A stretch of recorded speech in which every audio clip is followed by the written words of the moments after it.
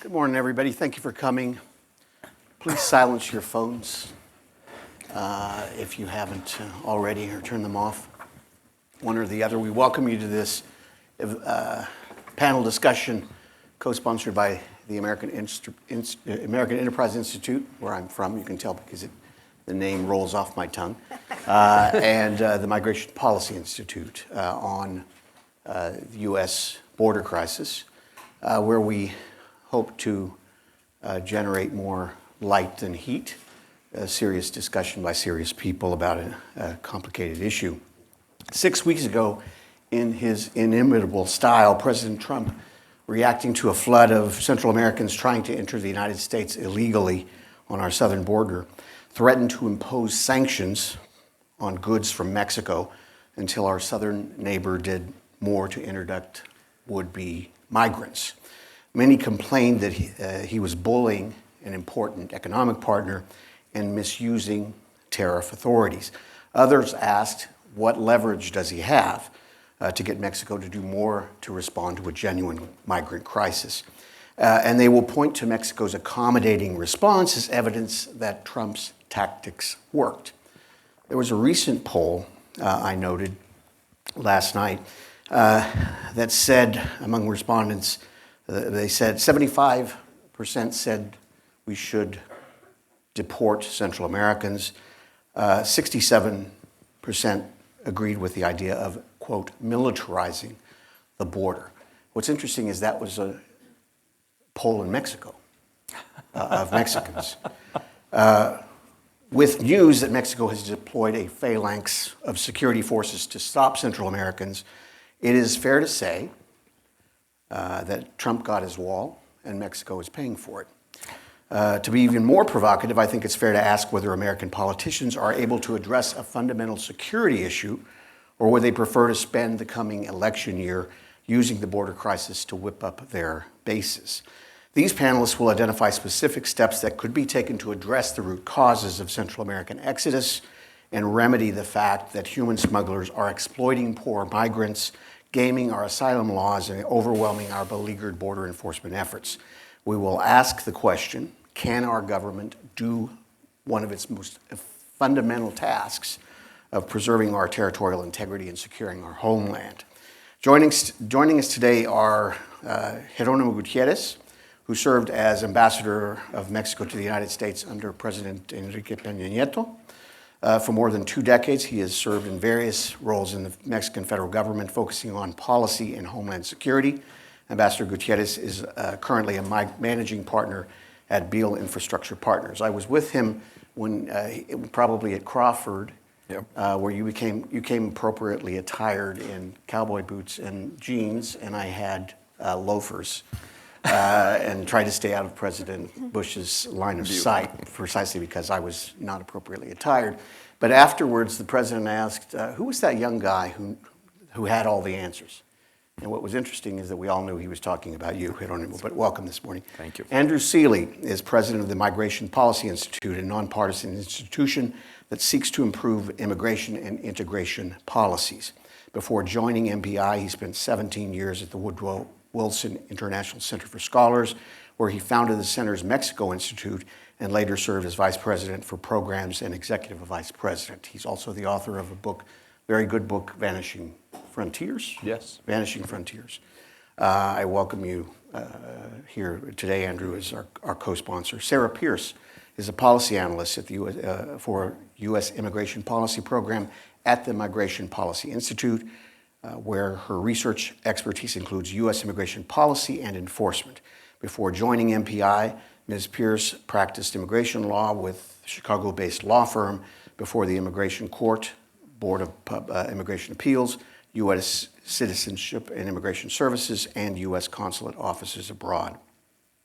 Mark Thiessen is a resident fellow here at AEI, where he studies and writes about American presidential leadership and counterterrorism. He writes a twice weekly column for the Washington Post on foreign and domestic policy and is a contributor to Fox News. Mark also served as chief speechwriter to President George W. Bush and worked with me,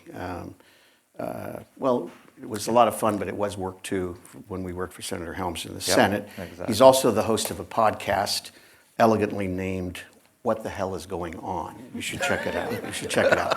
They did the. I was our first guest was Roger Noriega. I was the guinea pig. Then they broke it down and retooled after me. But at any rate, so Ambassador Gutierrez, Sure. welcome. Roger. Thank you. Why don't you sort of lay the groundwork for the discussion? What were the elements of the migration accord that the president found satisfactory just in June?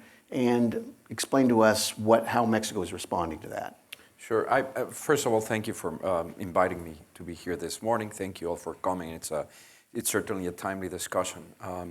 So what I would call is, the U.S. and Mexico recently just had what I would label an understanding by which both sides are acting upon their own laws, are coordinating in a series of actions. And there are mainly three areas. The first one that I would emphasize is there's been an agreement that both countries need to partner to work on development.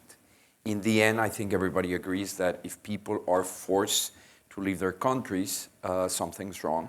And I think most people do agree that it is important to work on the development, whether it's on southern Mexico or Central America. And it's a tough task to do that. It takes a lot of time. But I think that it's positive that there's an agreement that we should all try to work together, including, obviously, because they're the ones that are directly involved, the countries, our good friends from Central America. The second area is what I would call that, enforcement. And what Mexico is doing, and I'm personally very happy to see it done, although there's a lot of political flack that is being taken by the López Obrador administration on this one, is that we're actually enforcing our own immigration law. And that's new, in a sense, that's new. And that is why people are so surprised in Mexico and perhaps here. And that is why perhaps you have President Trump talking about how, Mexico is doing great. We're simply doing what our own immigration law does. And I think that's important. I think that should be done with absolute respect of human rights, and I'm sure that's what we're trying to do. And it should be done in a way that is humane and orderly. But so far, what Mexico has done is just follow what it's in its own immigration law. And the third area, I think, of the agreement, which is important, or the understanding, is that in some way or fashion, we need to work together to address the fact that a lot of people from the Northern Triangle countries of Central America, mainly, not only from those countries, some from Mexico and some from elsewhere, have in increasing numbers arrived at the U.S.-Mexico border to seek asylum. And there's a whole debate about what that implies and what is causing it. The fact is that I think it is appropriately described as a humanitarian crisis and also as an immigration crisis. Fine. We need to at least recognize the fact that there's both things. And in the end, I think that the only way that is going to be appropriately addressed is if all of the countries take a regional solution or try to work on a regional solution. And that solution is going to imply, I think, that we're all going to have to chip in.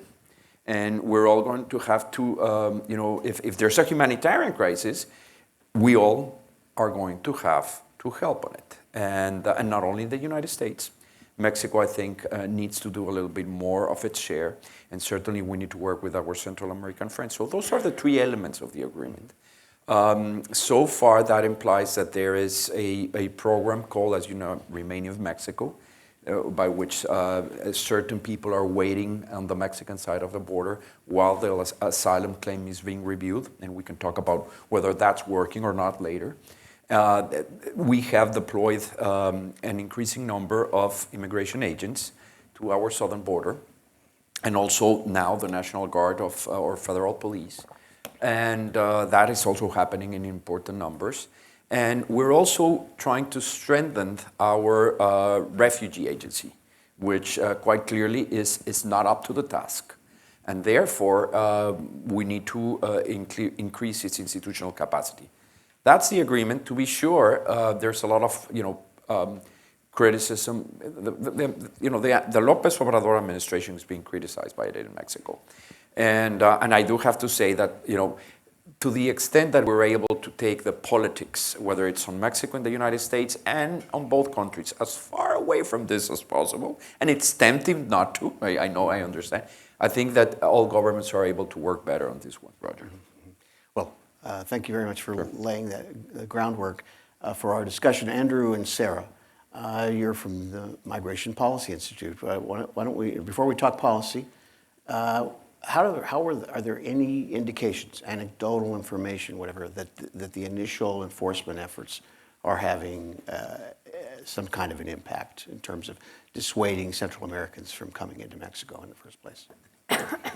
I mean, let me just start. Okay.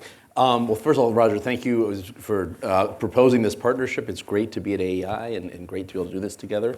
I would say there's some initial, I mean, if our measurement is, there is a surge in the number of people coming month over month, and it started in August, but really ramped up in February and March up to May. Yes, we've seen the numbers go down, and we saw Mexico, apprehend and deport probably a third more people than they had the month before, and we've seen a drop probably in the preliminary numbers that have been leaked. We haven't seen final numbers, probably a third fewer apprehensions on the U.S.-Mexico border.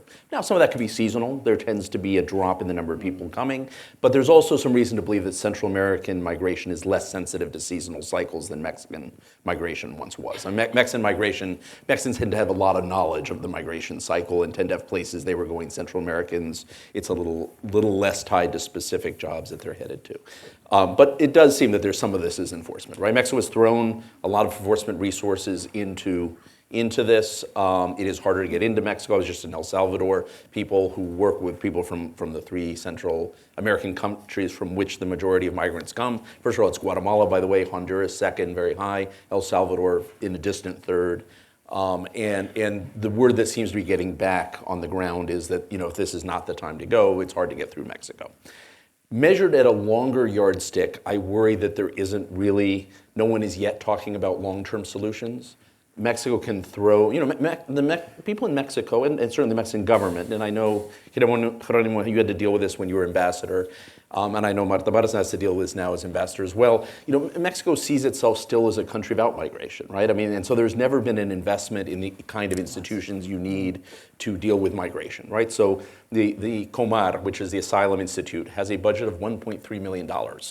And they're going to get about 60,000 applications for asylum this year. They've had about a little over 30,000 so far this year. So there's no way they can deal with that. When was ever invested in Comar? Because no one ever thought, yes, there's always been people requesting asylum in Mexico, but historically no one thought of Mexico as being a country that had to spend a lot on migration. The Mexican Migration Institute, I mean, not only is it underfunded, but there's a lot of evidence out there that agents collude with smugglers, right? And so the question becomes, yes, you may be able to stop things for a while, but what prevents you from going back to the old patterns of behavior unless you begin to reform the agencies on the ground? On the U.S. side, I know Sarah will talk more about this. I have the sense that we haven't had a real conversation on what our immigration policy is either. Trump talks tough, but I suspect much of what he does is a play to his base, and it isn't actually that tough in terms of policy. I mean, in fact, it's not very effective in terms of policy. And so, you can talk tough, but if there's no implementation of a rational policy behind it, that's not actually very tough, and it's not very helpful. Democrats talk compassion, but my sense is that Democrats quite often are endorsing things that will lead to more migration, which is actually generating antibodies against immigration in this country, and may not be fair to people that are drawn to the border. And it's not terribly compassionate either. We'd have a real conversation in this country. And so the question becomes, I worry that what we're trying to do now is outsource our policy to Mexico because we don't want to fix it ourselves. And I think that's a dangerous place to be in. Mexico, on the other hand, is happy to sort of assuage President Trump for a while, but is kind of waiting for this moment to pass and go back to things. And I think both of those are wrong reactions. I think Mexico needs to get serious about migration for its own reasons. It is going to be a country of immigration, country of pass-through. There are more and more people staying in Mexico. There are people that would stay in Mexico if given asylum or come and go to Mexico if there was a work-based program in Mexico. So Mexico can do a lot of things on migration, and there will be people coming through. So Mexico needs to have its own immigration policy for its own reasons. And the United States, we really need to have a serious conversation where Democrats and Republicans sit down and say, what is both a fair-minded but tough-minded border strategy that will dissuade people from coming to this country, will allow people who are fleeing for their lives to come to this country, that will create some legal avenues for people to come and work, but will also dissuade people from making a journey as an illegal migrant, as an unauthorized migrant to the U.S. border. And we haven't had that conversation yet. And so I worry what we're doing, and as a result, is we're just, we're basically trying to throw a problem to Mexico, and the Mexicans are, on the other hand, the Mexican government saying, yeah, we'll deal with this for a while, and then hoping this just passes. And we could be having the same conversation a year from now. Yeah, and the only thing I'll add is that we've seen this story before. During the Obama administration, there was a huge crisis of unaccompanied child migrants arriving at the southern border. Those numbers went down quickly once Mexico stepped up its southern border enforcement, and obviously they've since gone back up. So like echoing what Andrew said, we need to focus on long-term solutions. This enforcement action is not a long-term solution. Sure. It's very costly too, and addressing the root causes is a longer-term investment, produces longer-term results. But let's talk a little bit about the crisis that's really happening. I mean, as the great-grandson and grandson of Mexican immigrants, I'm very pro immigration and not taken in by the anti-immigrant rhetoric by any means. But there's a serious problem. Every one of this 31 million plus Central Americans who want to come to the United States can't just appear at the border. And we have to respond to this. It seems that the smugglers are gaming our asylum system, overwhelming our enforcement efforts. Explain some of the elements of that, will you please, sir? So right now, when you arrive at the southern border, if you're apprehended, you can be subject to expedited removal, which means that you'll be deported from the country within a few days. The one way to get out of expedited removal is to say that you have a credible fear of returning to your home country and apply for asylum. And that is what a lot of individuals are using to enter the system right now. The problem with our asylum application process is that your case is then handed over to our immigration court system, which is extremely backlogged. It has nearly 900,000 cases. So you frequently don't go before a judge for 3, 4, even maybe 5 years down the line. Meanwhile, you're living in the United States. So this is a really bad system for legitimate asylum seekers because they're living in the United States. They don't know if they're going to get to stay, and their evidence is getting really outdated while they try to wait for this hearing where they can ultimately apply for asylum.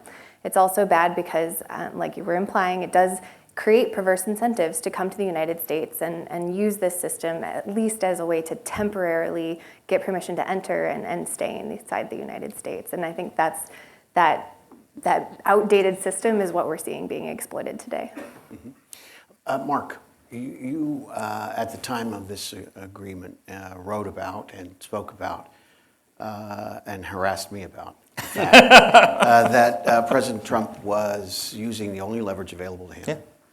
And, by the way, was having results. But our colleagues, Andres Martinez-Fernandez and Ryan Berg, wrote a piece recently explaining the overall nature of the relationship law, the very high stakes in terms of integrated economic relationship with Mexico, that were all influenced by the President Trump, or frankly any U.S. president, the United States kind of strong-arming the Mexican authorities. Are you able to see the long-term implications of that kind of cycle on the U.S. bilateral relationship with Mexico? Yeah. So to begin with, like you, I'm pro-immigration because my mother was a stateless refugee and was welcomed into this country. We're a nation of immigrants, and we ought to be. And President Trump is wrong when he looked at this crisis, when this crisis started, and he said, sorry, America's full. We don't have any more room. In fact, because of the economic boom that we're having, because of his economic policies, our biggest economic problem right now is that we have 1.6 million more unfilled jobs than we have unemployed workers to fill them. So we need immigrants. We need legal immigrants, but we need immigrants coming into this country. But we need to get control of our borders, and there was, as you pointed out, there was a genuine crisis. Mexico is a friend and an ally and a partner, and I love all the things that the ambassador laid out that they're doing. They are now enforcing their immigration laws. They weren't enforcing them 6 weeks ago. This wasn't happening. Everyone said, well, a lot of this stuff in this agreement was stuff that was agreed to in December. Well, 6 months later, it wasn't happening. Now all of a sudden it's happening. So, I wrote a column in the Post saying that it would be a disaster to have a trade war with Mexico, especially while we're having a trade war with China, because actually Mexico and China are two countries that produce the same kinds of goods. There's nowhere else to get them if you have tariffs on both of those countries. So it actually would be very bad economically for the United States to have that trade war. But Trump didn't see it that way. He thinks tariffs are good. He's wrong. And I think Mexico recognized that he was serious. He was going to impose these tariffs, and it would have been much more economically devastating for Mexico than it would have been for the United States. And so it worked. And all these things are happening finally. My worry is that Mexico is doing exactly what was suggested, which is it's waiting Trump out. That eventually, once either he might lose re-election or something else might happen in this country, and he won't be pressing them, and then we can go back to the way things were, which is why. Trump, I think, is right in insisting that there has to be at the end of this process a safe third country agreement with Mexico. Because I don't understand why, if Mexico is incapable of enforcing its southern border, the problem should be ours. If Mexico can't enforce its southern border and prevent immigrants from coming in across the 400-mile border it has, it shouldn't be a problem on our 2,000-mile border. If those immigrants come through, then they should have to apply for asylum in Mexico and stay there, and Mexico should have to deal with it. And then that would be a disincentive it would be an incentive to Mexico to actually enforce its border and not let those people in the first place, because they would have to pay the economic costs of it. And second of all, it would end a lot of the activity of the coyotes and the human smugglers, because people aren't going to pay tens of thousands of dollars to come to Mexico. They want to pay tens of thousands of dollars to come to the United States. So it would really have an impact. So I worry that I think that Trump had a big victory in doing this. I worry that it's temporary. And yes, I think, look, I'm concerned. Mexico is not an adversary, but they weren't doing their job. And so, we've tried it through a partnership, and we've tried it through cooperation, and we've tried it through friendly means, and nothing was happening. So the evidence is that when Trump threatened, when presidents have spoken softly, nothing happened, and when Trump picked up the big stick of tariffs, something happened. So. That's the lesson. Mm-hmm. Well, Ambassador Gutierrez said that we got to keep politics away from this problem, right, in both countries. But let's talk about politics, as we're in Washington. We need more border enforcement efforts on resources to treat people humanely on the border. We need personnel, money, precisely to enforce our laws, protect our security, and provide the adjudication of legitimate claims for asylum. It looks as if we're in the gears are locking up here in Washington, where even the idea of enforcement resources is controversial. And you had every Democratic candidate lining up against these efforts, criticizing U.S. enforcement efforts in the worst possible terms, or referring to concentration camps and all of this. Is either side prepared? You guys watch this very, very closely. Either side prepared to spend any political capital to get to a solution, or are we just going to have to muddle through for the next 2 years? Essentially, with this crisis. I'll jump in. Yes. First, let me grant Mark the point that, quote unquote, let's just assume that we were not doing enough. Okay. I think that I've said this publicly before, I think it's in Mexico's own interest to do a serious enforcement of its own immigration laws. I've said it before, and I'll say it again. And again, emphasizing that is not at odds per se of being humane, upholding human rights, and being as friendly as possible to a humanitarian crisis. I'm sure all of you saw the photograph of a father and her daughter lying dead, face down, on the banks of the Rio Grande. Nobody, not the United States, nor Mexico, nor the Central Americans, can be satisfied with that situation. That is why we have to get the politics out of the way. And so far what has happened over the last 2 decades, in fact, is that politicians on both sides of the border had not been willing to pay the political cost of doing this right. And we've been muddling through, as you said.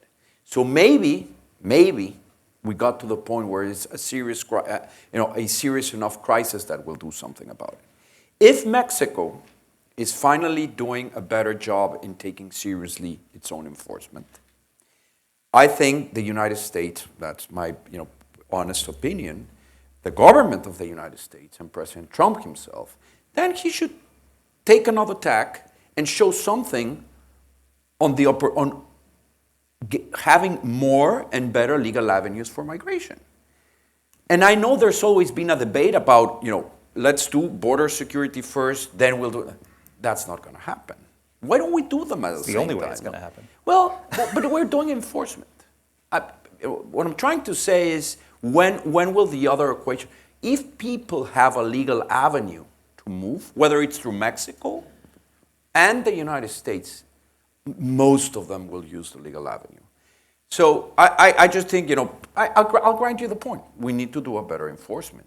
But hopefully we'll also see on the other side, as you were rightly saying, if the economy here in the United States needs that, well, let's see what we can do, or at least to show that we're willing to work on the other side of the equation. And just one small thing, whether the tariffs, I tend to think that it's very risky to mix tariffs and anything else. Let's leave the trade agenda to itself. Hopefully that can be done. And my message would be, okay, if it works, shake it, but don't break it. Be careful, because you can get to the point where if you are, if these tariffs are imposed, then you may end up shooting yourself in the foot. No?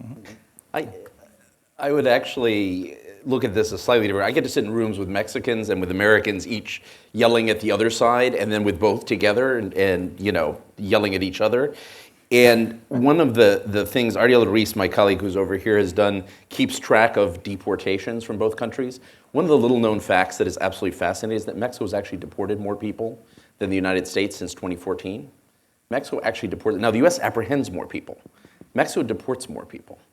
What's the difference there? Well, the US apprehends a lot of people who then actually are able to apply for asylum or get some other relief and then are let go, right? So if you're a Mexican looking at this situation, the reaction is, hey, the reason all these people, if you're an American looking at this, the reaction is, hey, why doesn't Mexico stop people from coming in? But if you're Mexican, you're looking at this and going, the reason all these people are coming in is we're actually deporting people, but as soon as they get to the US border, there's this giant magnet up there, which is drawing people in. We can deport as many people as we want. They're going to keep coming through because they want to get to the United States. Now, I don't think either of those answers is the right one. I think this is something in which we're co-responsible. I think Mexico has its own reasons for wanting to have control of its border and for wanting to have legal flows through its country. Countries should want actually legal flows, right? I mean, this is, it is much better for the migrants themselves. It is better for knowing who's in your country. It is better for your labor market if people are there legally. It is part of why Colombia, for example, with Venezuelan migrants, has gone out of its way to try and legalize as many people as possible, because with this huge flows coming out, some of whom are passing through, you are better off having a legal flow than an unauthorized flow in any case. So Mexico has its own reasons for wanting to do this, but the US does as well. There is plenty of blame to go to both sides on this one. This is one where, we do not enforce our border. We talk tough, but we don't, and Mexico doesn't. The option of doing either remain in Mexico, migrant protection protocol as it's officially called, or safe third country, I'm a little bit skeptical on. We did, one of our colleagues, Susan Fratsky, did a study of safe third country agreements. There are very few of them in the world, and there are very few of them because they turn out to not be very effective. Overall, countries tend to slither out of them, and they tend to run into legal challenges. By the way, just a sort of an amusing note, we do have a safe third country agreement with Canada, but that's because the Canadians took 10 years to prod us to do it. And it only applies to, it is not that the Canadians are protecting our border, it is that the Canadians wanted the agreement because people were crossing from the US into Canada. and they continue to do so because we only agreed to do it at ports of entry, and the Canadians have been insisting for a number of years that we accept it between ports of entry, and the US has not agreed to that so far. And so there is an undocumented flow, an unauthorized flow, an illegal flow, however you want to call it, from the US into Canada every month, about 400 to 500 people who cross into Canada every month between ports of entry. And they would really like to close that. We need a wall, that's right. No, literally the day before Trump's tariffs, I was in Ottawa getting an earful from Canadian officials about how we have not, how we won't agree to a safe third country agreement with them. So irony note for today, okay? So, I mean, safe third country agreements, MVP, these are sort of things you could do in-country processing. There are lots of things, my colleague Kathleen Newland knows all these things well. There are lots of, fashionable things you can do that may be somewhat useful. They may have some utility, but the really only way of stopping this flow is to get our asylum laws right in Mexico and the United States. And I know have an idea on how to do this. Sarah, you have all but the I think answers. this is, I mean, in the end, whatever we agree to, it's really how do we fix our asylum system and how does Mexico fix its asylum system? How do we do enforcement and how do we open up some legal channels for people to work? Not 1 million people a year, but some legal channels that people have a line to get into and they actually think that it's worth getting into line. So, I mean, on fixing the asylum system, what we at the Migration Policy Institute have recommended is taking the asylum adjudication out of the immigration court system that's so backlogged and problematic and putting it with our U.S. immigration agency, USCIS. USCIS actually conducts the initial asylum interview for many of these applicants, the credible fear interview. And we believe that they, if they were in control of the final adjudication, could adjudicate these cases within months as opposed to the current of years. And I do think that there's political will for this. So we recently had that $4.6 billion supplemental funding bill pass through Congress. And the House version of that bill actually contained that suggestion that I just went over, having USCIS do that final adjudication. And we've heard interest in this issue on both sides of the aisle of making those adjudications more efficient so we're being more fair to everyone involved. I think maybe where that political will stops is the White House, that there's not enough trust in this administration to implement this plan. But there's definitely political will there. It's just getting it over the final hurdle. Of course, any member of Congress that's interested in solutions on this wishes to remain anonymous for the time being. Is that right? Yeah. Well, this is someone wrote it into the bill, and they voted for it. That's true. That's true. And that's that one element. But in terms of comprehensive reform, Mark, you were saying that the president would probably cut a deal, a big, grand bargain on. He would cut an immigration deal in a heartbeat with the Democrats if he could get the wall. I mean, this is what's amazing to me is that everybody was. Where are we going to put the wall, though? Maybe Well, first of all, I think maybe it should be put in southern Mexico. it's only 400 miles there. It's much create a easier lot to of jobs secure, for right? Central America. Yeah, absolutely. Create jobs in Mexico. It'd be awesome. But No, please go ahead. But just so Trump wants a wall. Trump wants some changes in the immigration system, which are similar to what to make it more similar to the Canadian Australian system, where you have a more merit-based immigration system. These are completely reasonable things. Every Democrat was in favor of the wall or border fence until Donald Trump came along. We were talking earlier about leverage. With Mexico right now, the reason Mexico is enforcing its immigration laws for the first time is because Trump had leverage. Our economy is booming. The Mexican economy is in negative growth. Mexico can't take a trade war. We could survive a trade war, and so they knew that he was willing to pull the trigger, and it worked. He had leverage. Democrats with the wall have leverage, right? Donald Trump wants a wall. The only way he's going to get the wall is if the Democrats in Capitol Hill give it to him. So, in negotiation 101 that's called, leverage to get a deal. So why would they just throw that leverage away and get nothing for it? They could get DACA. They could get some form of legalization for all 11 million people who are non-criminal aliens who are in this country. Trump would go along with that for the wall and for some other changes in the immigration system. Why are they not interested? So I guess what I would tell the ambassador is if you want to turn off the magnet over here, you need to talk to Nancy Pelosi, and Chuck Schumer, because that's where the holdup is. Donald Trump would give in fact, if you look at the real immigration restrictionists, their big fear is they don't care about a wall. They want to cut immigration. They want to stop people from coming in, and if you listen to some of these folks on the far right of the immigration issue, they're really worried that Donald Trump would cut a deal with Nancy Pelosi for a wall in exchange for that kind of legalization. He supported in the campaign. He kept saying, and people just ignored it, but he kept saying, we want the bad ones to go, and we want to let the good ones stay. over and over, bad ones, good ones. He endorsed something called touchback, which is a bill that was originally sponsored by Kay Bailey Hutchison in 2006 during the immigration debate, which is that illegal immigrants would have to go back to their country of origin briefly, get a Z visa, and they get to cut the line and go and come over here. And there was LA Times did a poll that showed something like 80% of illegal immigrants in the country would go along with that. What's wrong with touchback? What's wrong with some kind of a deal? Just say, the problem, I mean, what you talk is very coherent. Yeah. Thank But you. you don't work in the White House. and frankly, Pelosi and others would probably be very interested in a kind of a deal. Except when you talk about the far right in the Republican Party who are worried about Trump cutting a deal, they're represented they make policy in the White House. Stephen Miller gets in the way of any kind of a solution. They pushed this rock up the hill more than a couple of times. People thought that they had the elements of a deal, and it rolls back over on them, and that's the problem, isn't it? I think that there is a problem of this on both sides, which is there are people who want a solution on both sides, and then there are people who want the issue on both sides. Yes. I think that's a fair statement, exactly, that there are people. But I think the truth is Donald Trump, I mean, if you listen to what he actually says as opposed to the character of what people think he says, is he would be willing, when he had that famous meeting where the whole thing was recorded in front of everybody, and he was sitting next to Dick Durbin, and he said, why don't we do comprehensive? Let's go big. And Dick Durbin was like, no, please, no, I don't want to go big. Well, don't overdo it, Mark, no, because we were all alive when that happened. By the end of the day, it rolled back over. Look, the reality is the Democrats are dug in. They will not give him his wall, and that's the bottom line. And if they were willing to give him the wall or the fence or whatever the heck you want to call it, he would give them the world. But they are so dug in on the wall that Chuck Schumer supported. Every Senate Democrat voted for the Gang of Eight bill, which included in 2013, which said that no illegal immigrants can be granted permanent status until the Secretary of Homeland Security certifies that all 700 miles have been built.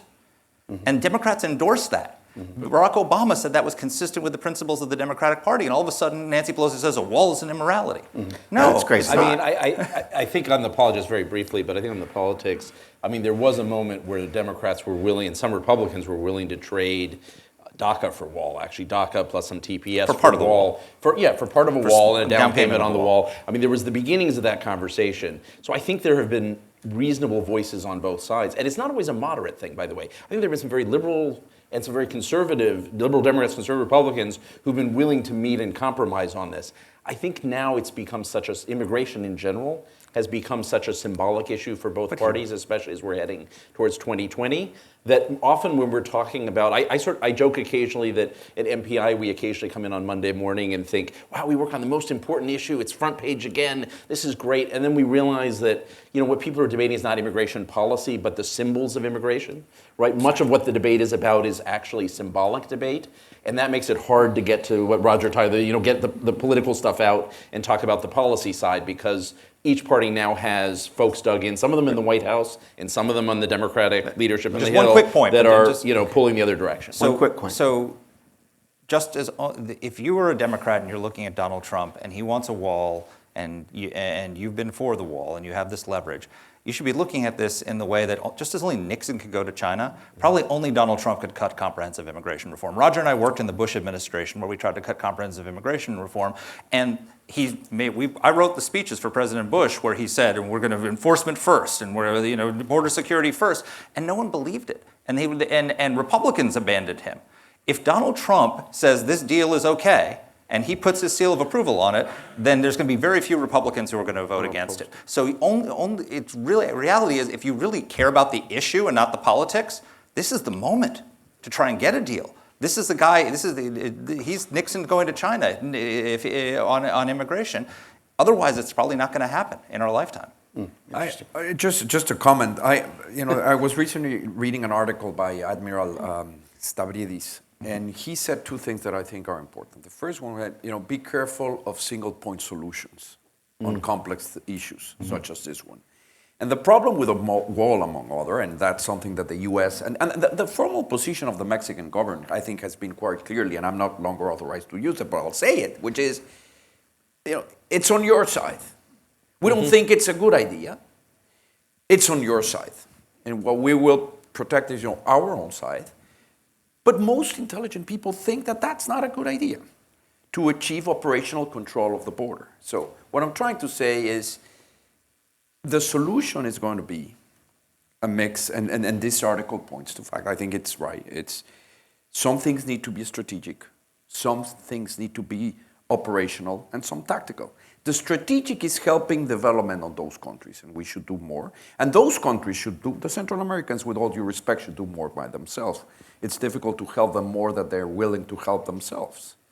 It's also strategic to achieve, to fix and coordinate our asylum systems. I think that's an important strategy, given what the things are going. And they're going to be operational things. The wall doesn't, we beg to differ simply, that's the best way to go.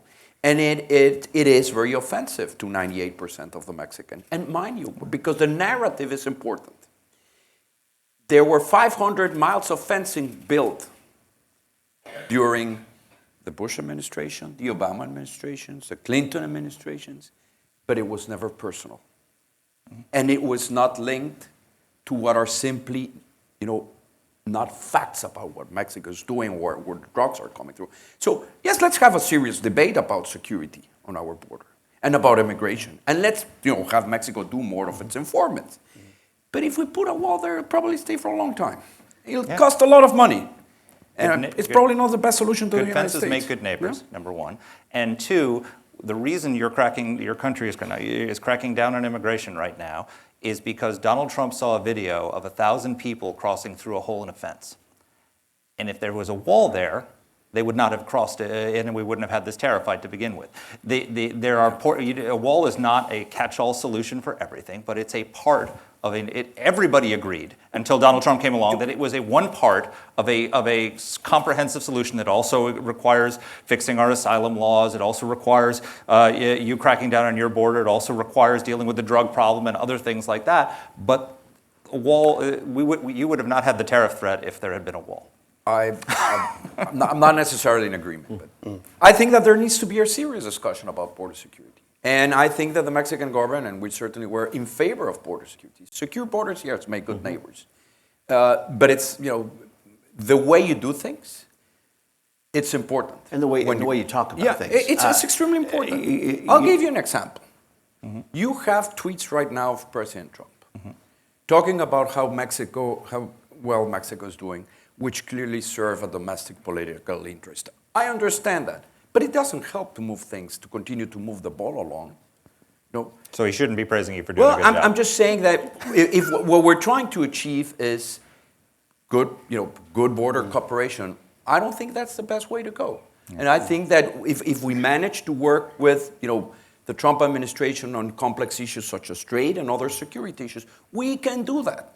But how things are presented, and we're dealing from one agent to another, I think it helps to be a little bit more careful on the narrative. Part of it is the sort of divisive, kind of polarized, negative rhetoric, the four-letter word, the wall, undermines confidence not only with Mexico, but here in the United States. And you seem to be saying essentially the means justify the ends. That President Trump has to be able to bully people in order for him to have something. It's shown that he had to bully people to get something done, because by the ambassador's own admission, it wasn't getting done until a few weeks ago.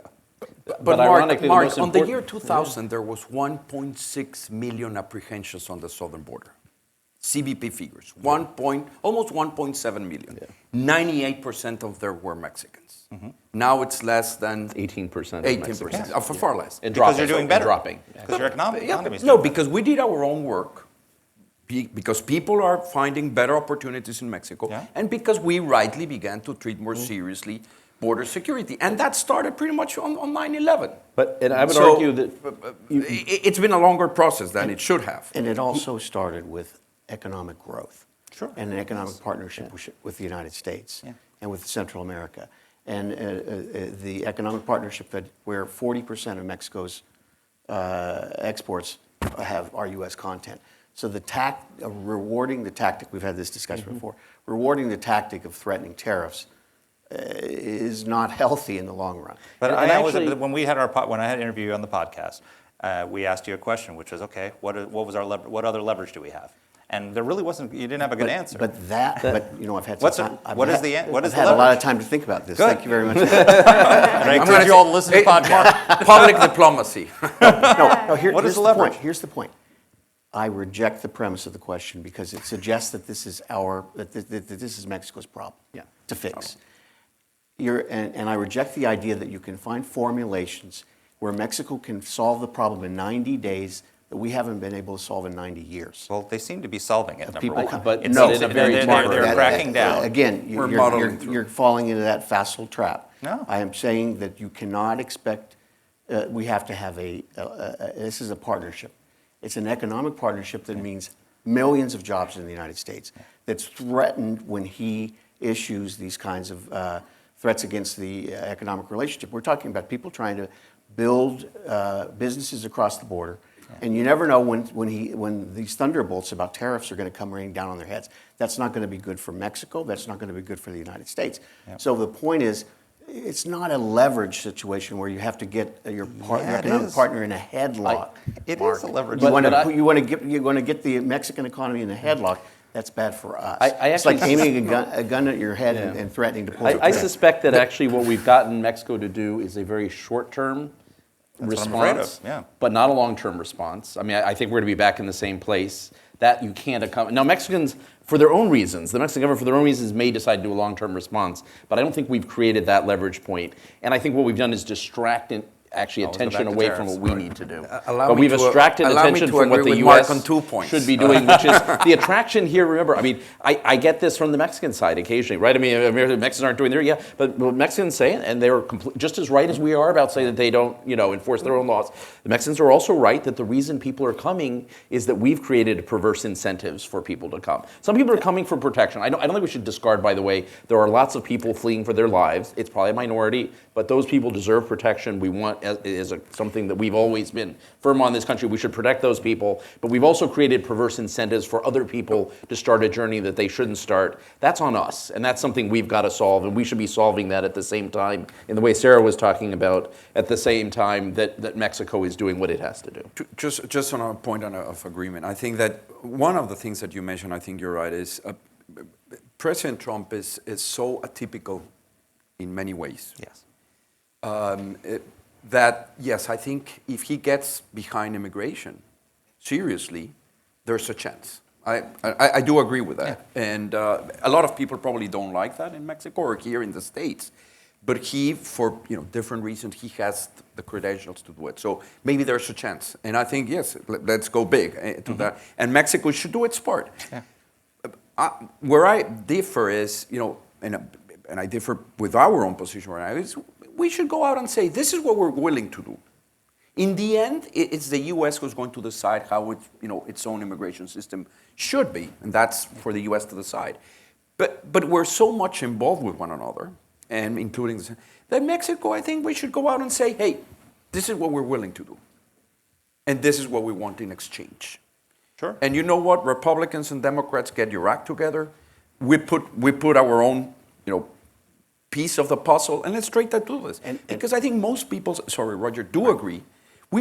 Mexico should also offer protection to these people, not only the United States. Yes. And the United States it has the biggest share of the challenge right now. And I agree, Mexico, we should do our part. So rather than talk about who could do a better job protecting Central Americans, we have to talk about people being able to stay in Central America, which is a very pleasant place, particularly if you're Central American.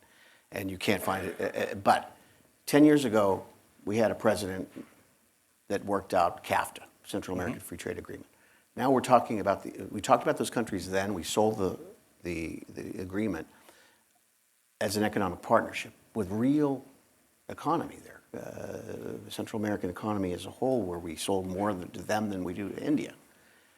Now they're mendicant nations again, broken down by transnational organized crime, because they're caught in the vice and the transit zone between Mexico, which started enforcing under President Calderon, and Plan Colombia, squeezing into the isthmus, transnational organized crime, and gangsters who've corruption and violence, destroying those economies. That's part of the responsibility that we have because we consume the drugs. Yeah. And that's why I don't like the idea about leverage, the way you use it. Sarah, we're going to come back to you on the political judgment. Are there elements of an agreement, like in the short run? Because I don't believe we're going to get to broad-based immigration reform because we're assigning ideas. We're making the assumption that the White House can behave in a rational way. Or that Democrats in Congress can behave in a rational way. Right. Well, they're making a judgment too. But I agree. I said both sides. No, So I you agree. can And say by it, the way, right? the Democratic Party, I've never supported a Democrat for president before. But these people are destroying themselves They with become the a party idea of illegal immigration. of becoming a party of illegal immigration. I mean, this is. I mean, lots of luck with that. Good luck storming the castle. That's a huge problem. So I'll ask. You can weigh in this too, Andrew. I mean, is there some short-term fixes like the one you mentioned that's moving through that moved through the House? I mean, I certainly hope so. I mean, we've had this series of reports that have come out over the past month of exactly what this looks like, this crisis looks like, when our systems are completely overwhelmed at the southern border, when we recognize that our system at the southern border, it's prepared for enforcement, it's not prepared for a humanitarian crisis. And that incentivized the short-term supplemental bill, but that's all it is, right? It's not fixing anything permanently. So I'd like to think that that's incentivizing us to think about serious solutions that would fix, at the very least, the humanitarian issues and the asylum adjudications at the southern border. But I do think that, I mean, your point of the rest of the White House staff is an issue. If Republicans and Democrats were able to get together and come up with an efficient solution to fix how we're adjudicating asylum at the southern border and how we're receiving people at the southern border, would the White House come out and try to throw in a series of other reforms, Which just they've like done they did again with and DACA, again. right? Right. And I think that breakdown of trust is probably what's preventing this from crossing the final line. Absolutely. Well, we're going to go to, I hope this hasn't been too contentious and actually fun. given some information. Can I run the Central I'm gonna let America Andrew piece make just a- really quickly? I'm going to ask Andrew to make, but in the meantime, why don't you, there are folks in the back, there's a young lady there, someone else circulating microphones. But at any rate, she will, I'm going to call on folks, but please, Andrew, make your point. I do think, just very quickly, I do think there's an issue on dealing with root causes. I don't think the U.S. or even the U.S. and Mexico together can fix economies and political systems in Central America. But I do think there's an issue when you have a new government in El Salvador coming in that is saying all the right things and is aligned with the U.S. on a number of foreign policy issues, including Venezuela, Nicaragua, Chinese investment, and then suddenly hears right before their inauguration that all their aid is being cut. I think there's a huge issue on the incentive structure we create for them to do the right thing. And I think there's a huge question on, and Ryan, actually, you wrote something about this, Ryan Bird from AEI, on the extent to which the U.S. and Mexico and the international community have played something of a role in keeping Guatemala and Honduras somewhat within, part of what really matters with aid is actually keeping people, governments accountable and making structural reforms. That actually may be more useful than the specific aid sometimes, is actually making sure governance works, that making sure you have strong macroeconomic policy, some of the big stuff. We've kind of abdicated that with Honduras and Guatemala and let them get a pass on a lot of things. And I think we may have helped aggravate this crisis, actually, with what we've done in the region and continue to do. So we'll ask you to identify yourself and your question. And the question cannot be, what do you think about this? And then it's followed by a speech. But please. I'll try. Yes. Hi, my name is Sana. I'm an economics student at Dartmouth and an intern here at AEI. Thank you for talking about the shared responsibility of Mexico and the U.S. in securing our border. My question is, so you did address that, but there is a domestic spillover. So how do you address the problems of, let's say, specifically maybe affirmative action and welfare as a response to the immigration crisis?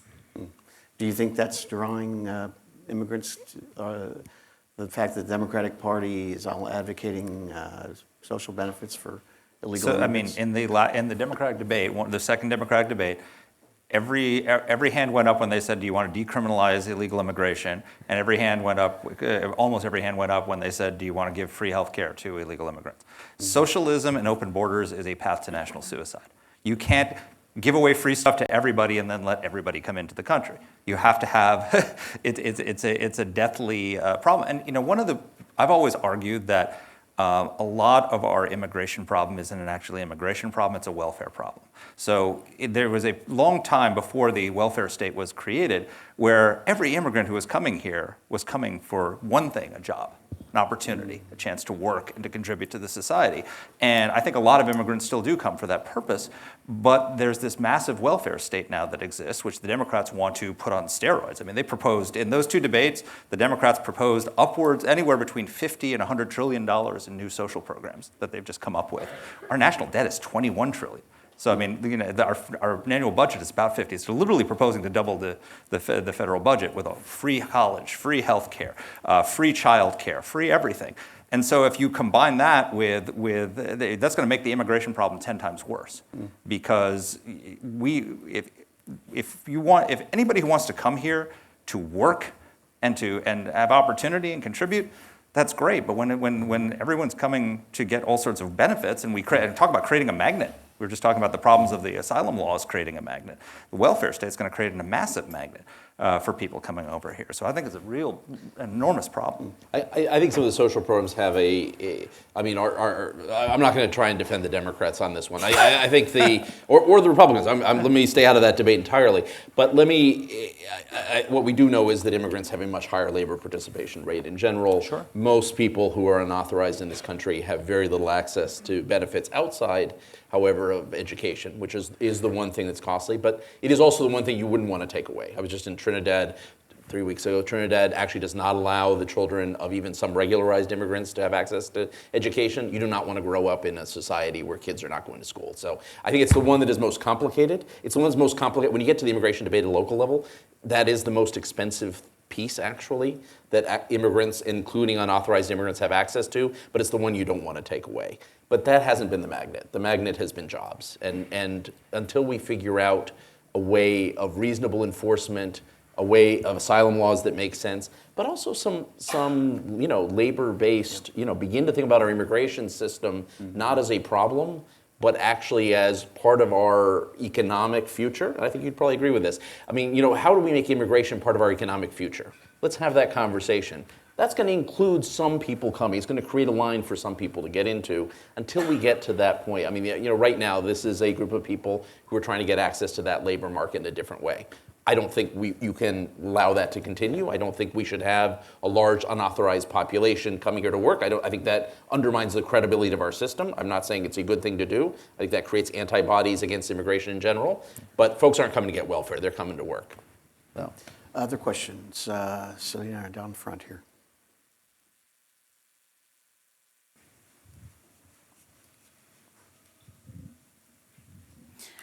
Hi, I'm Selena Aurelio, professor of practice at the Perry Center, and I cover a lot of these issues, transnational organized crime, migration, and particularly the drug piece. So we've spoken a lot about migrants from Mexico, which has decreased a lot, as well as Central Americans. What I've been doing, more importantly, traveling quite regularly to Mexico, we're starting to see a huge number of Cubans, Venezuelans, but more importantly, non-continental, including an influx of South Asians and Africans.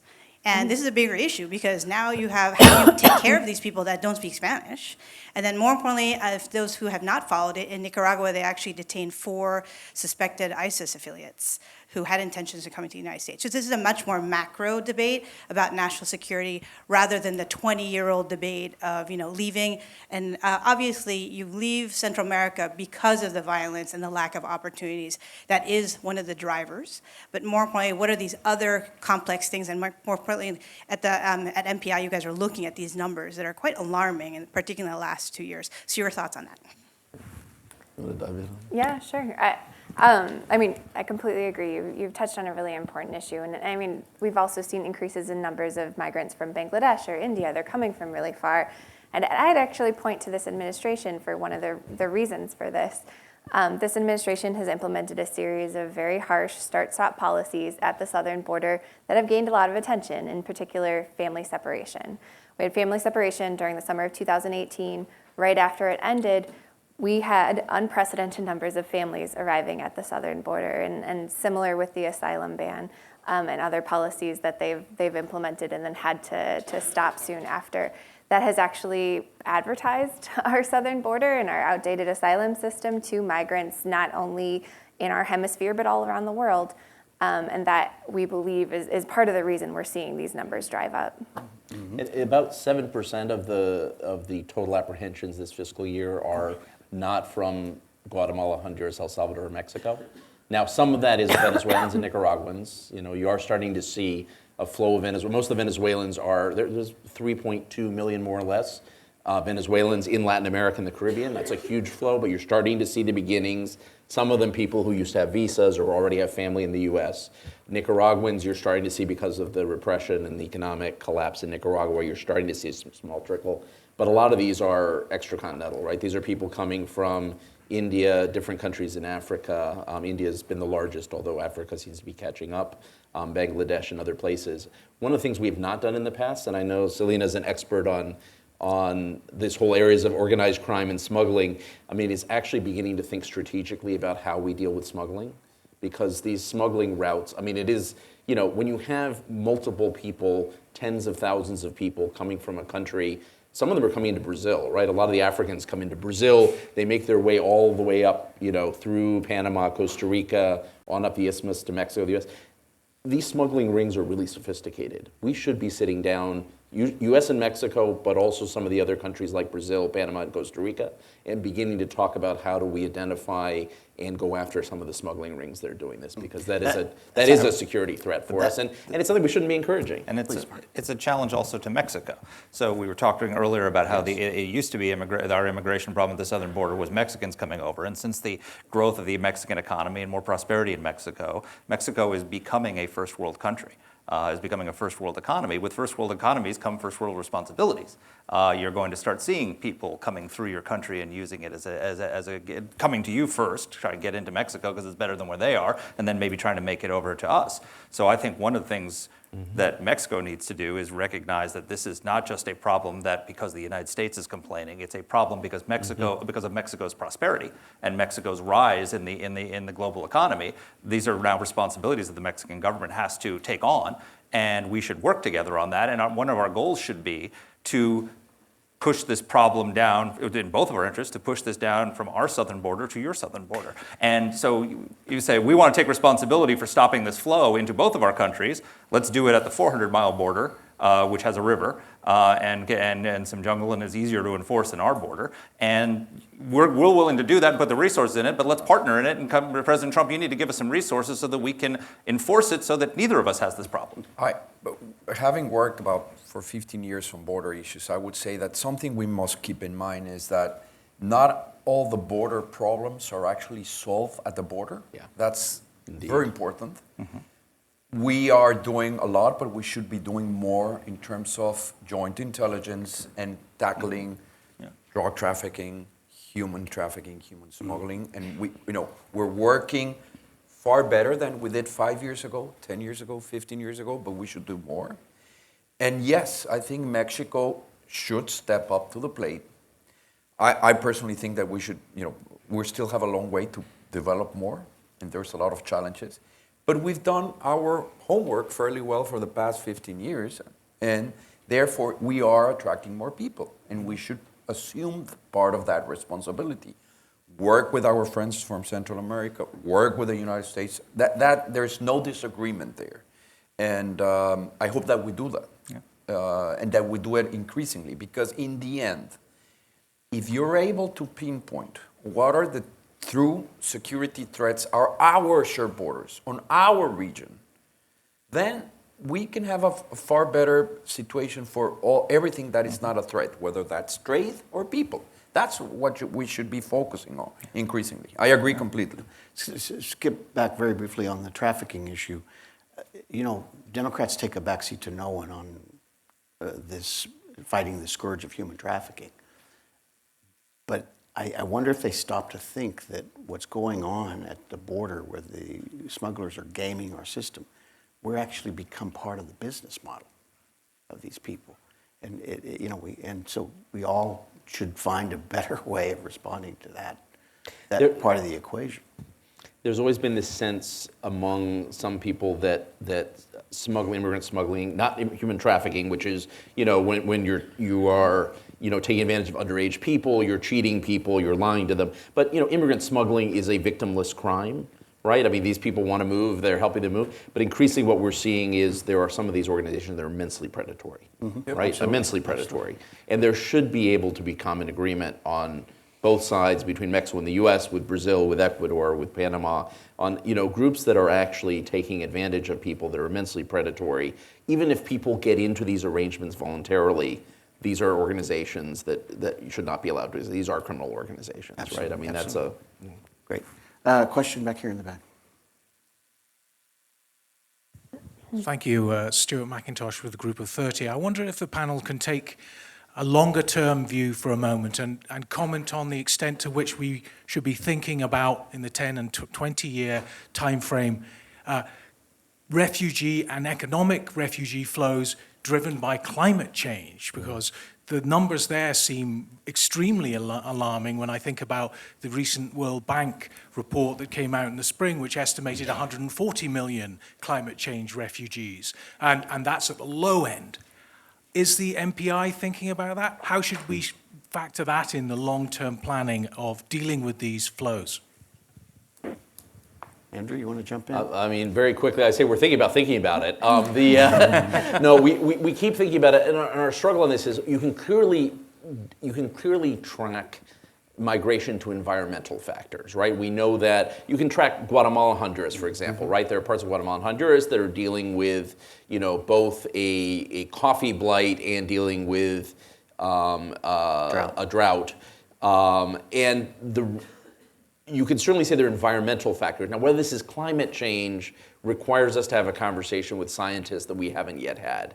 And so I think a lot of the work that's out there that we've seen is people sort of reasoning from environmental conditions causing migration. What we need to begin to track is, are these sort of cyclical environmental problems? There's been drought in Central America on and off for decades, right, if not centuries. Is this increasing in frequency? Is it lasting longer? Is there no recovery at the end? And there's a lot of evidence in a lot of places. My colleague Kathleen has done work on this. There is a lot of evidence in some places in the world that these crises are increasing in number and frequency and length of duration. But it is, in any given crisis, you have to look pretty critically at it, before you jump to the climate change argument. Another question, the lady in the back there. Hi, thank you for this discussion. My name is Amber Mull. I work for the International Rescue Committee Associate Director for Immigration. We are a refugee resettlement agency. We also serve and provide services to asylum seekers throughout the country. We've also provided technical assistance to some of our European colleagues in Europe who have found a need for more robust refugee resettlement. And so my question is around the Mexican Refugee Resettlement Agency. And really, government support is necessary for that and that political will, but also the population, wider population, people willing to hire refugees, for example. And so, Mr. Ambassador, I'm interested in your thoughts on where that political will stands, both with the government as well as the general population, and any opportunities and challenges you see to moving that forward as a priority for policy. I talked earlier about depoliticizing or politicizing the issue as much as possible, and certainly that will be beneficial in Mexico. And let me explain why. Nowadays, the President López Obrador is being heavily criticized because of having the National Guard at the border and doing. He did actually say that he was going to do something else. And to be absolutely honest, he was extremely critical of our administration on this matter. And then suddenly he's faced with the need to do some enforcement on immigration. If you ask Mexicans, so there's a whole debate right now of Mexico. If you follow Mexican politics about what is going on with our own immigration enforcement and asylum.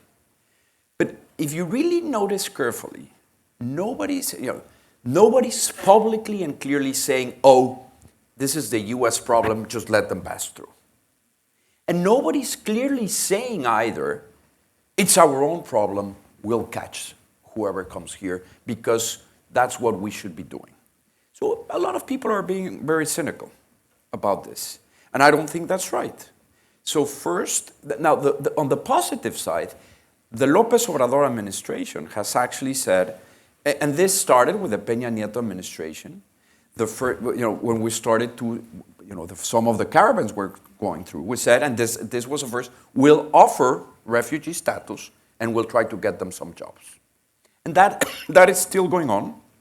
But we neglected so much our own immigration debate and our own immigration system and institutions that we have to catch up very quickly in order to have people, society, institutions, NGOs, and the government actually put together a reasonable response to the refugee crisis that we, our own selves, are facing.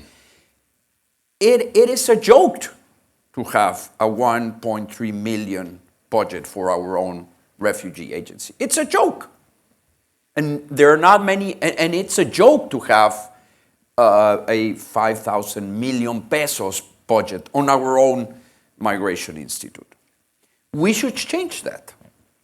And if everybody's criticizing the other, we're never going to be achieved because there's very few advocates on society and to say we need to cope with this. So I hope that given what has happened, people in Mexico would be much more serious about addressing precisely what you're addressing. But politically, to be honest, it's a minefield right now. But let me come to your defense briefly, because you're right that's a ridiculously low amount of money for a refugee policy. But the vast majority of these Central Americans coming through Mexico to the United States are economic migrants, not legitimate asylum seekers. I think that of the people who get a credible threat designation, only 10% actually get approved for asylum in the United States. So the vast majority of the people coming over here are not legitimate refugees who are seeking asylum for the reasons under our laws. And one of the problems, I'm very critical of the Trump administration's decisions to reduce the number of refugees that are allowed. I think we should be welcoming to refugees. My mother was a refugee. I think we should be open to refugees within our national security, taking into consider national security concerns and all the rest of it.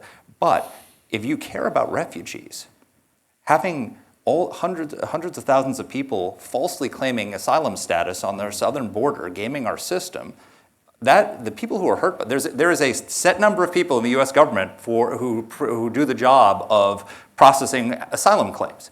And if they are focused on all these fake refugees on the southern border, then people from southern Sudan, then people from Somalia, then people from Afghanistan, then people from Iraq, and yes, even some people from Syria are not getting their asylum claims taken care of or addressed. So it's actually hurting refugees. This whole southern crisis on the southern border is hurting refugees from around the world who are legitimately seeking asylum in the United States because of political oppression and violence and other things. So we have a responsibility to them to deal with this problem on our southern border because we need to free up the resources to deal with real refugees. Yeah. Let me jump in on that because I've actually spent time talking to migrants at the border, both at a shelter for young people and at a women's detention center. And I'm actually surprised most of the people I've talked to clearly actually have some sort of claim for asylum. That doesn't mean they're going to get asylum, But once you spend an hour or so with them, I went out of my way to spend more than an hour with each person, and a fairly large number at this point. You actually find that almost everyone had a detonator for leaving that's tied to violence. Now, I think this has probably changed with the flow from Guatemala, which has increased so rapidly, and probably most of this was in the fall, so this was all in the fall, actually, September, October. So it probably has changed, and there's probably a larger number of people with purely economic motives. But I don't think we should discount that there is actually a large percentage of people who have legitimate asylum claims. That doesn't mean they'll get asylum. I mean, they're more likely to get asylum in Mexico, by the way. I mean, most of the people I've talked to would probably get asylum in Mexico, actually. Either asylum or complementary protection. Mexico is actually more generous for anyone who fears for, because most people actually can make a credible claim that they fear for their lives. They will not make it necessarily under a more restricted U.S. asylum law, actually. But this is where it gets complicated, because I mean, we are dealing with a mixed flow of people. It's sort of like when you deal with Venezuelans right now, right? I mean, are Venezuelans all leaving because they're, that someone put a gun to their head? No. On the other hand, when you start talking to them, you realize that almost all of them had some sort of political harassment going on before they left, right? Or they were not able to get access to basic services that they could have gotten if they belonged to the official party. Well, you're dealing with something similar in Central America. Is it the main motivation for everyone? No. Does almost everyone have some story about how they were really worried about their daughter, being carried off by a gang member? Yeah. I mean, now, maybe that's gone down in the past few months. I would argue it probably has. You probably have more people coming from rural areas. We don't know because CBP hasn't told us yet. But we probably have more people who are being detained who are coming from rural areas where there are fewer gangs and so on. But this is a real mixed flow, which is why you need an asylum system to work quickly, because you have to sort through this and you have to make some tough judgments. But you would acknowledge that the coyotes train people in how to answer asylum questions. And there's a system of organized human trafficking happening where people are using to understand how our asylum laws work and that they're broken, and are using them in order to help economic refugees get into the country. And also the fact is that it's not a majority that have that claim, because the majority are getting turned down when they have objectively when their claims are being adjudicated. Well, It was much higher before. A majority are getting turned down when you're looking at the broad numbers of how many get through that initial interview and then how many ultimately go to the court. I mean, the problem is that our system is so complicated and so delayed that many people are really confused about what's going on, right? They go through this super intense 3-hour interview right at the border. Many of them think that was their asylum application, and that this NTA, the notice to appear that they're given, is a permiso to enter the country, because it's not in Spanish, it's only in English. So it's an extremely confusing system. So, I mean, I do agree that if we had a functioning asylum system, that it would probably be a minority that would ultimately get through and make our very narrow definition of what asylum is. But I think it's really false to say that it's the current of 10%, because our system is so broken. Many of them aren't actually filing the paper application they need to file before the immigration court, because the deadline to file that is far before their hearing even happens. It's an extremely confusing, extremely perverse system, and we're not providing counsel, at the very least, to help them get through and manage this. I think we all agree it needs to be fixed. Yeah, let me just say before anyone jumps in, I mean, it actually, just from talking to people, there are people who game the system because the smugglers have told them how to do it, but actually people have legitimate claims. It often takes them an hour before they tell you why they actually left. Sure. And you realize that actually it wasn't this, that, and the other. They start off by saying better opportunities, and then you realize that there was actually, they put a gun to their 3-year-old's head. I mean, that was one actual case, right? But the people who really have real claims, I mean, here's why you have to have an asylum system that functions. People are gaming the system on one side, and they can walk in and say, and they make up a story, and then people who have real stories won't actually tell it up front. And so you got to actually have a system One of the things, that sorts through this. I think that and I may be wrong, but something that is missing in the equation is UNCHR. The United Nations Refugee. If we have a humanitarian crisis, why isn't somebody raising its hand there and saying, hey, we need to fix this, right? If there's an agreement that there are people that have a legitimate claim, whether it's on Mexico and the United States, and we all believe that they should get the support of our governments, let's work on that. I don't know what the solution is, but let's work on that. Great. Then if we all agree that there's a number or a percentage that is actually economic migration, and that it's probably better to have legal avenues for them. Let's work on that together. Agreed. No? And then the final equation is, if somebody's coming here to harm Mexico, the United States, Central America, and it's a true threat, let's work on that also. But we need to get that, if there's agreement there, there's hope that we can do something, no? Well, it's certainly harder and harder to do that when you have a flood of folks coming in, overwhelming the system. But the number of people that are actually approved for out of Central American countries is closer to 20%, right? So it just depends on how you numbers play are so with the funny. numbers. Yeah, because some I never mean, actually get to a hearing. But once that's people what you're apply saying. for asylum, Once Yeah. people of those who actually file the paperwork application and apply for asylum, if you're just looking at the Northern Triangle countries, it is closer to 20%. Right, that's what I was thinking about. yeah. And it goes up, it's higher for Salvadorans, lower for Guatemalans and And then, of Hondurans, course, basically. higher if they have counsel, because filling out a paperwork application Yeah. in English is extremely difficult if if you you don't don't have know counsel. And is it just the standard, just a threat of violence against them, or does it have to be politically motivated? No, we have a very narrow definition Yes. of asylum in this country. And what's that? So it has to be an individual who's facing persecution on the basis of their race, religion, Right. nationality, membership in a particular social group, Yeah. or political opinion. Right. And this administration has actually narrowed it further than what it is at the outset. I mean, Great. Well, I think Mark makes a very good point, though, about how it's overwhelming it for other folks. And at one time, we had in-country processing. After the 2014 crisis, Yeah. there was in-country processing. I think the UN folks were involved, determining who's a refugee or not, and that just went away. But that's an This option, and I think administration there- ended it. Yeah, there are people in They- DHS they- interested they in this ended and it in the here. Mexican Trump. government, right? You I guys see. had conversations. I mean, there is a in-country processing in Mexico. You could actually set up in southern Mexico a UN-protected, UNHCR protected zone where people could apply. You have the U.S., Mexico, Canada, Costa Rica. There, maybe a couple other countries willing to take people and have them apply in a single place. They're protected, but if you don't make it, you get deported from a much shorter distance. There's a lot of ways of doing this, of being creative around this if we wanted to. I agree with that. They should just be applying for refuge in Mexico. Right. But it is important, necessarily. too, to make sure that that's only one piece of the puzzle, right? Because if Yeah, you're an none of these things are individual solutions. sincerely fleeing persecution, then even- you might need to make it physically to the Even U.S. the border before third you can safe fill out a bunch of agreement, paperwork. sorry for interjecting. You're fine. But even if the third safe agreement has exceptions if you have family for Yes. Yeah. And As there we do with might be- Canada, there right? might be Yeah. cases Yeah. in which, quite clearly Mexico cannot sustain the full head of the challenge. That is why the third safe agreement, because we could not suddenly, be responsible.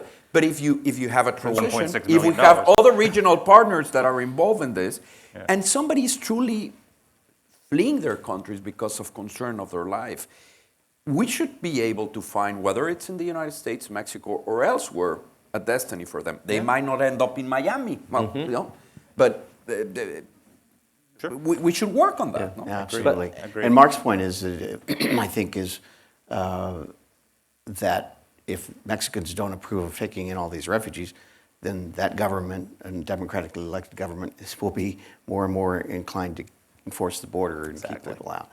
All right, so we'll take this young lady in the. No, I shouldn't say young. I shouldn't describe anybody yet. That's all right.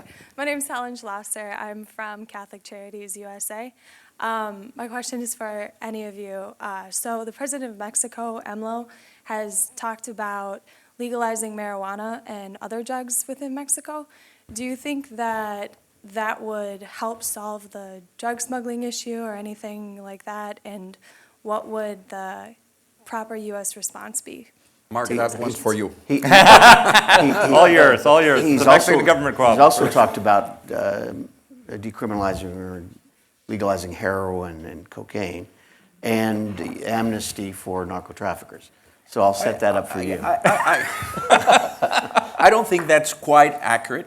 I think that in Mexico there's a debate about, just as is here about legalizing marijuana, I think there's 12 states already in the U.S. that have legalized it. I think Mexico is actually farther away from the United States on this one.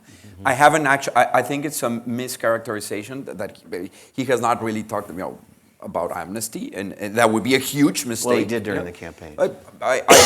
Maybe I'm wrong, but I think that, let me move. Whether legalizing is going to help or not, I think there's a huge debate on that, and I'm not an expert. What I do believe is that, and I would be critical of the present government position right now, which is I think we managed to be our security cooperation grew immensely because of the Merida Initiative. Not so much because there were resources involved, but it was important. but because it managed to build trust between agencies, security agencies from the US and Mexico. I think, and I hope, that this administration will continue that effort in whatever shape or form they see fit. But I think that that's something that has not been debated recently. And I think that it would be wise for the new administration to seriously consider, again, with whatever changes it sees appropriate, to further the cooperation that was achieved through the Merit Initiative. No, you certainly were a big part of that, and I agree it was historic and significant. Let's take, I have time for maybe one or two. The lady up front. Thank you. Hi, thank you. My name is Valerie Lacarte. I'm an economist at the Institute for Women's Policy Research. My question, I'd like to get your opinion on the idea of shifting from a family-based reunification system that we have to skills-based.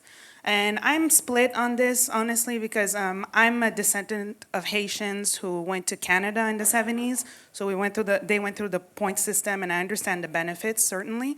But my own research in the US on Caribbean immigrants is showing that even though language and education certainly helps in the early years, eventually after 15 to 20 years, all immigrants tend to integrate in terms of earnings and earning the same as natives.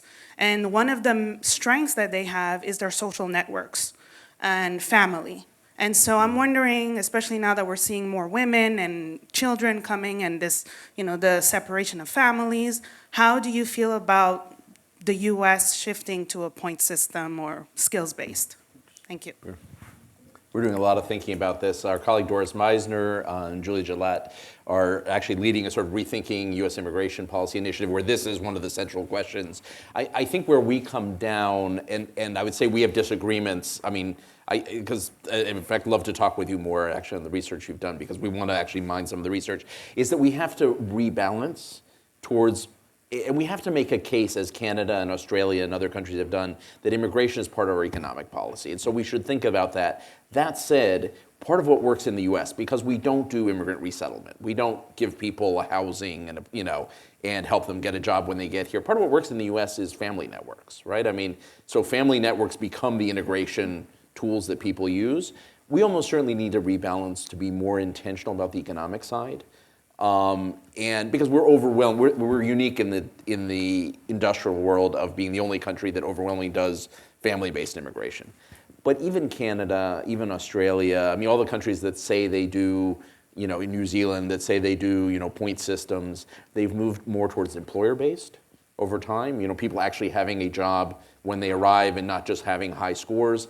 And increasingly have moved towards giving people a lot of points because of family connections as well, because they know it's an integration mechanism. So there are ways you can reconcile this. The question is, and this is where we struggle, is we know we need to move more towards employment-based, but how far do you move and how much do you really rate family within that? Because in fact, family does matter in terms of integration. You also want to be careful when you talk about a skills-based system, is that we're not here to scoop up all the PhDs and leave out all the low-skilled workers, because the reality is that the businesses that are having the hardest time finding workers today are not hurting for PhDs and computer scientists. They're hurting for people to do like manual labor and lots of low-skilled jobs. So it needs to be a system that's based that's more rational and based on what America needs. But what America needs are not just highly educated, skilled immigrants. We need a lot of people. We need people, right? A lot of workers and a lot of people who are willing to work and want to live the American dream. And so whatever skills-based system we come up with, it's got to take that into account. Yeah, and we don't want to do what some other countries have done and think of people only as workers. I think what Mark said is key. We want people. It's okay to have temporary programs that people come just to work, but we do want to keep pathways open for people to really embrace this country and become Americans, because it's what's always worked uniquely in this country. We've never done what Germany did with guest workers. Well, we have because of the Bracero program, but we haven't generally done that. We've tried to create pathways for people to become truly American, and it is what works about the U.S. system. And so there is a way also, you think, even if you have work-based, skills-based, and some of it's temporary, you want to create channels in that people can actually decide to stay in this country. Well, that was a fantastic discussion. I hope folks agree that we've demonstrated that you can have a serious conversation about a very complicated issue and come to some idea of a way forward. And we certainly challenge our political leaders to try that because it's our national security is at stake, our integrity as a nation is at stake, and our values are at stake. Thank you very much, and please join me in thanking our panelists.